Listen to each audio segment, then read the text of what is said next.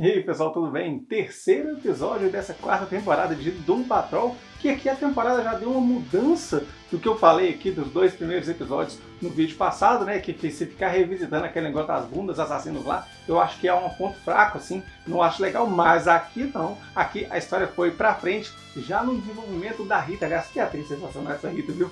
E tem outros desenvolvimentos que eu vou falar aqui. E se você não tá assistindo Doom Patrol, a gente tá perdendo. Que série boa, que série bastante criativa, bastante simbólica em vários aspectos lá. Sai toda quinta-feira na HBO Max. Vou deixar aqui esse link, presentão de Natal para você, para sua mãe e eu, que não consegue instalar Disney Plus, HBO Max, Star Plus, tudo na televisão dela. Esse presente aqui é muito bom, organiza todo o sistema de streaming. Eu nem uso controle remoto mais na minha televisão, é só desse aqui, vale muitíssimo a pena. Vou deixar o link aqui e deixo o link também no meu grupo de promoções do Telegram, tem muita coisa de eletrônico lá, deu promoção boa, eu tô postando. Esse episódio, gente, é um episódio que, assim, eu não acho, a trama central vai ter os filmes da Rita e a galera entra dentro dos filmes. Eu acho isso aí bastante não criativo. Agora, a ideia de entrar dentro dos filmes e viver lá dentro, né, e querer sair, eu acho uma ideia bem batida, já bem clichê.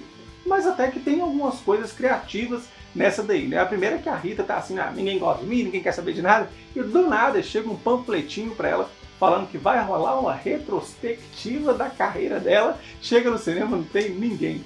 Falando em retrospectiva, né, da carreira dela, esse panfletinho chega voando lá, né, algum vento leva. E falando em vento, outro personagem que aparece assim nesse episódio é a Shelley Byron. Se você não se lembra, ela é a Bruma da Sociedade do Dada, da temporada passada, que solta uma fumaça, que a galera entra nessa fumaça e vai para flagelação eterna, coisa que eles explicaram no episódio passado. E ela vai para lá, e a ideia central do episódio é que ela chega lá, entra dentro do filme e fica perdida dentro dos seus próprios filmes. E falando de um por um, a Crazy Jane tá lá perdida no meio daqueles quebra-cabeças e encontra o olho da Shelley Byron lá, né, que é a Bruma, e chega uma fumaça para ela lá, envolve ela da cintura para baixo e dá umas sensações estranhas lá. Depois eu comento aqui o que será que a Jane sentiu, né? Ela fala mais adiante lá. E ela fala assim, olha, até chega a falar com o Cliff, né? Ó, se eu gostei ou não gostei, isso não importa. O que importa é o que a Kay pensa. Quer dizer, né? A Kay que é a dona daquele corpo ali. Ou seja, ela tá mais preocupada em agradar a Kay do que, de fato, ela ser agradada. Isso é interessante porque ela também passa a querer ou saber dos depoimentos, da entrevista que, se não me engano, o Cyborg fez com a Kay, mais ou menos como o Niles fez com a Jane a vida inteira. E outro personagem que teve um grande desenvolvimento aqui foi o Vic, o Cyborg, mas que eu, particularmente, eu não gostei. Ele foi encontrar os amigos dele lá, mas amigos, gente, que nunca apareceram na temporada, e nenhum deles apareceu, pelo menos, que eu me lembro, comenta aqui, porque do nada, vou encontrar meus melhores amigos, minha turma do colégio e tal, e assim, aquela turma você não conecta com ela, você fala assim, esse cara nunca foi amigo dele não, tipo assim, você tá na cara que nunca foi amigo, porque nunca apareceu. E aí ele chegou lá e você tem que se convencer que aqueles caras eram super brothers, tinha um melhor amigo dele lá, mas tá, isso aí é a minha opinião. Na trama mesmo, ele conversa ali com o povo, né, e faz alguma coisa que passa por algumas situações que muitos de nós já passamos ou até vamos passar. Ele fica conversando com o pessoal fala, não, mas você passou por essas transformações, esse acidente e tal, não sei o quê, mas depois você sumiu. Ele fala, porra, eu sumi, eu tava quase morrendo, eu tava ajudando minha mãe, eu tava de luto pela minha mãe, e aí passou tanto tempo, e você foi um super-herói nesse tempo, nós somos pessoas normais, e aí descobriram uma desconexão entre eles, os amigos, a turma, né, e o Cyborg. E uma coisa que é legal dessa série é que muitas das coisas que acontecem nela a gente se identifica. Isso acaba acontecendo com a gente também.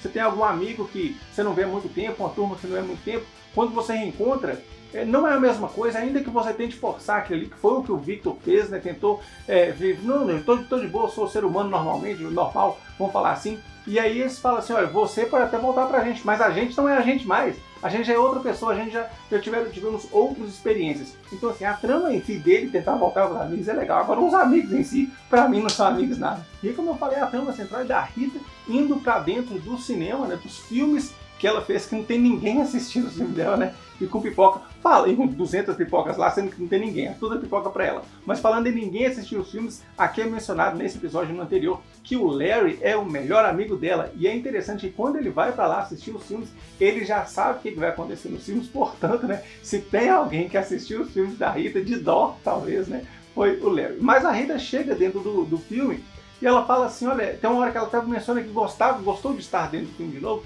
mas se cansou daquela experiência lá.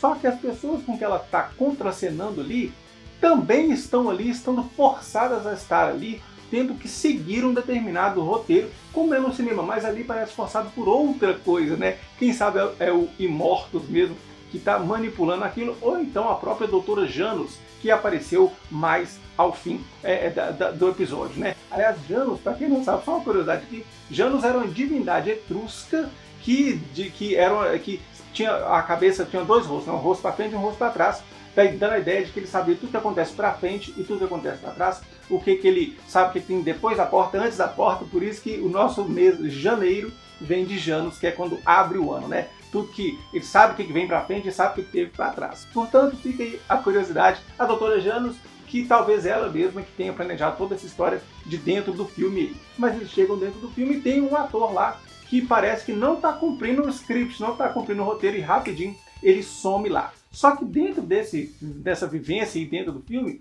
a Rita está com um colar e o colar tem lá pingando, né, descendo um líquido que eu não sei do que aquele líquido, o que está sendo extraído para sair naquele líquido. Eu achei que fosse sentimento dela. Porque toda vez que ela mencionou alguma coisa de sentimento lá, aquele líquido encheu e no fim do episódio, né, ela tá cheia de sentimento pela equipe toda lá e acaba que enche de vez. Isso aí a gente não sabe, fica pra frente ainda e pelo que eu sei vai ser só lá nós somos no terceiro ou quarto, só no quinto episódio que a gente vai ficar sabendo o que aconteceu com ela. E falando em Léo, ele também entra pro filme mesmo, né? E chega lá e encontra o Senhor 104. Tem uma conversa interessante dos dois lá, mas essa conversa talvez vai culminar com o que acontece com o Kig lá no fim do episódio. O Kig é o que salva, ele vai lá ler os manuscritos, né, do chefe e vai lá no mundo do cinema e consegue salvar todo mundo. Só que depois que ele salva todo mundo, ele entra no Senhor 104, ele não volta pro Larry.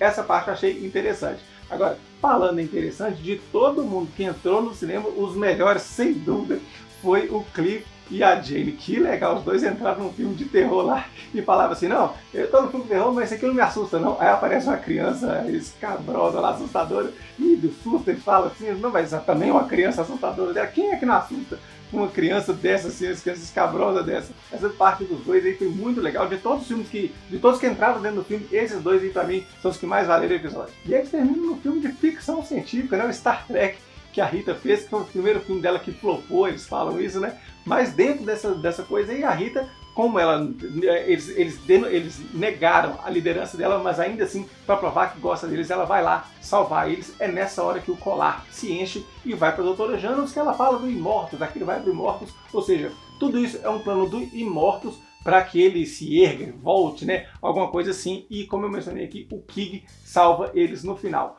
Por fim, sai todo mundo do cinema, né? Mas a Rita não acorda e a gente não sabe o que deu dela. Vão levar ela lá pra casa e ela é desacordada. O episódio foi muito bom, como eu falei. Algumas ideias pra mim não se encaixaram de todo. Por exemplo, essa dos amigos lá do Cyborg, pra mim não são amigos. E entrar dentro do filme, pra vivenciar um filme, eu preferi lá na primeira temporada que eles entraram dentro de um quadro pra vivenciar o quadro, tava mais interessante. Mas a parte do Cliff e da Jane foi muito bom. Comenta aqui, logo, semana que vem nós estamos de volta com mais episódio de Doom Patrol. Um grande abraço e até mais.